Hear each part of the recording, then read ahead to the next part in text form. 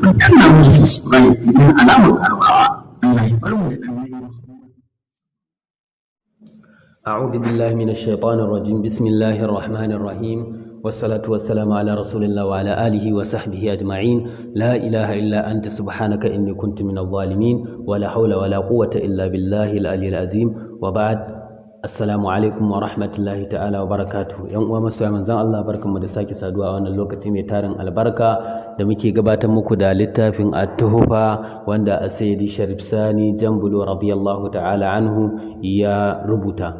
Zamu dora daga inda muka tsaya. Al-hadith al-ashiru an Abi Hurairah radiyallahu anhu qala qala Rasulullahi sallallahu alaihi wa sallam aslihu dunyakum wa'malu li akhiratikum كأنكم تموتون غدا أخرجه الشهاب في مسنده.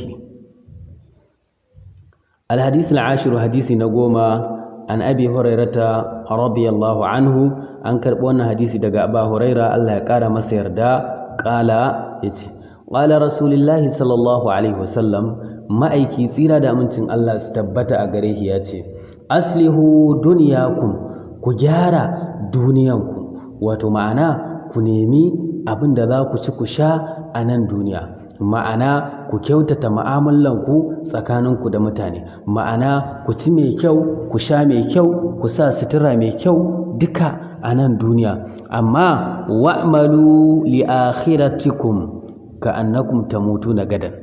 Annabi sallallahu alaihi wasallam ya ce ku yi aiki dan lashiran ku yi ma aiki ga alkiyamanku ka annakum tamutuna gadan, kamar za ku mutu gobe, ma'ana ka nemi duniya yadda ya kamata, abinda za ka ci ka sha ka yi sutura ka tufatar da iyalanka da sauransu, to amma kuma lahira ita kuma ka tsaya ka yi aiki tukuru kamar za ka mutu gobe, kamar hadisin manzo Allah sallallahu alaihi wasallam yake da yake cewa idan ka kai yamma kar ka sa ran za ka kai gobe, idan kuma ka kai safiya kar ka sa ran za ka kai yamma. Sannan kuma ya ce ka zama a duniya kamar baƙo ne, ma'ana kamar baƙo ne ya zo garin da ba garinsa ba, Allah Allah yake ya wuce, to kai ma duniyan nan ta zamo maka kamar wani baƙo ne ya zo yana kan hanya zai wuce, haka duniya take a gurinka. Saboda haka Allah subhanahu wataala, annabi sallallahu alaihi wasallam ya ce ka yi aiki ma duniya, ka yi aiki ma lahiranka kamar za ka bar duniya yanzu ko kuma kamar za ka bar duniya gobe. Akhrajahu shahab, wannan hadisi shahab ne ya rawaito shi.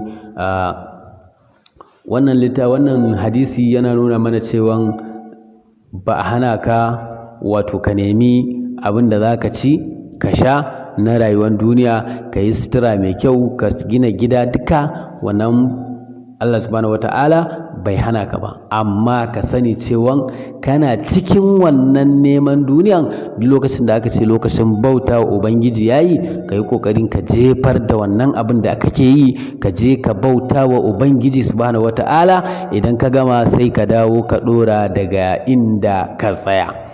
Ana nuna maka cewa dai bautan Allah subhanahu wata'ala yana gaba da neman duniya.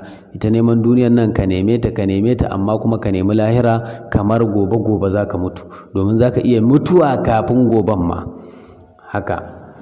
Alhadis alhadi ashara, hadisi na 11 an Aisha radiyallahu anha qalat qala rasulillahi sallallahu alaihi wasallam al-islamu nazifun fatanazzafu fa innahu la yadkhulul jannata illa nazifun. Akhrajahu Tabarani bil Awsat. Hadisi na 11 an rawaito wannan hadisi daga Nana Aisha matar manzon Allah sallallahu alaihi wasallam, ummul mu'minina radiyallahu anha, Allah ya kara mata yarda. Qalat tace qala rasulullahi sallallahu alaihi wasallam, ma'aiki tsira da amincin Allah su kara tabbata a gare shi yace al-islamu nazifun, wato musulunci tsaftatacce ne. Duk wanda ka ganshi a cikin musulunci to mutum ne mai tsafta, mai tsarki. Saboda haka ba a buƙatar musulmi a dinga ganin kaca-kaca. Musulmi ana buƙatar ya dinga yawan wanka, sannan ya dinga wanka na tsarki da kuma ko da yaushe ya kasance yana tare da tsarki in ma bai sami yin alwala ba. Kar musulmi duk inda yake zai je yayi fitsari kawai haka ba ruwa bai tsarki ba, ko yayi bayan gari ya tashi haka, duka wannan bai kamata ga musulmi ba. Ya kamata a ce ko da yaushe ya zamto cikin tsarkinsa, saboda al-islam nazifun, wato musulunci tsaftatacce ne. Fatanazzafu, sai annabi sallallahu alaihi wasallam ya ce mana ku yi tsafta, ma'ana ku tsaftace komai naku na musulunci, duk jikinku da suturanku da kayanku da komai na addininku ku tsaftace, in ji manzon Allah. Fa innahu la yadkhulul jannata illa nazifun, domin annabi sallallahu alaihi wasallam ya ce babu wanda zai shiga aljanna sai mai tsafta. Ba zai yi a ce ya kamata ka yi wanka na janaba ka ƙi, ka kusanci iyalanka ko ka yi mafarki wanda ya kamata a ce bai kamata ka ci gaba da ibada ba har sai ka yi tsafta, ka tsaftace jikinka, ka yi wanka, sai kuma ka ƙi ka kuma ci gaba da ibada a haka. To lallai in kai wannan babu tsarki a jikinka, kana yin abin da kuma Allah subhanahu wata'ala baya so, domin shi musulunci tsaftatacce ne, sannan kuma Allah subhanahu wata'ala baya karban aiki sai tsaftatacce. Sannan kuma annabi sallallahu alaihi wasallam ya sake cewa babu wanda zai shiga aljanna sai mai tsafta. Saboda haka tsafta wajibi ne ga dukkan musulmi a same shi mai tsafta, mai tsaftace jikin. Akhrajahu Dabrani ne rawaito wannan hadisi. Al-hadisi sani ashara, hadisi na 12. An Abi Hurairah radiyallahu anhu qala qala Rasulullah sallallahu alaihi wasallam qala Allah ta'ala anfiq ya ibn adama anfiqu alayka, muttafaqun alayhi.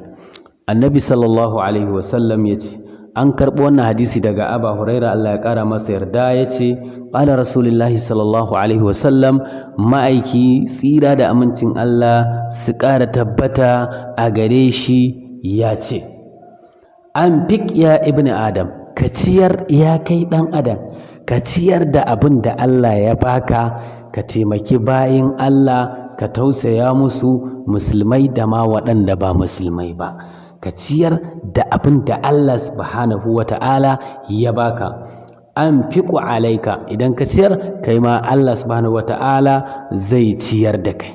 So irin wannan magana na ciyarwa Allah subhanahu wa ta'ala yi ta maganar shi a guri daban-daban a cikin alƙur'ani. Allah subhanahu wa ta'ala yake cewa masalul ladina yunfiquna amwalahum fi sabilillahi kamasali habbatin ambatat sab'a sanabil fi kulli sunbulatin mi'atu habba. Misalin waɗanda suke ciyar da abin da Allah ya ba su fi sabilillahi, kamar misalin ka ɗauki ƙwaya ɗaya ne ka shuka ta a ƙasa, in ta tashi sai ta fitar da wato zangarniya guda 7, kowanne zangarniya ɗaya kuma akwai ƙwaya guda 1000 a jikinta, guda ɗaya ne ka shuka amma ya baka wannan sakamakon. To haka yake sakamakon na duk wanda ya ciyar ya taimaki bayan Allah, Allah zai mishi irin wannan sakamakon.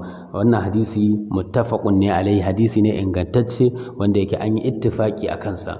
Allah ya ƙara mana kusanci da manzon Allah sallallahu alaihi wasallam, Allah ya ƙara mana ƙarfin imani da ƙoƙarin biyayya ga manzon Allah da ƙoƙarin bin ɗabi'u na manzon Allah sallallahu alaihi wasallam. Yan uwana, muka kawo ƙarshen wannan wato karatu namu na littafin at-tuhfa wanda Sayyidi Sharif Sani Jambulo radiyallahu ta'ala anhu ya rubuta.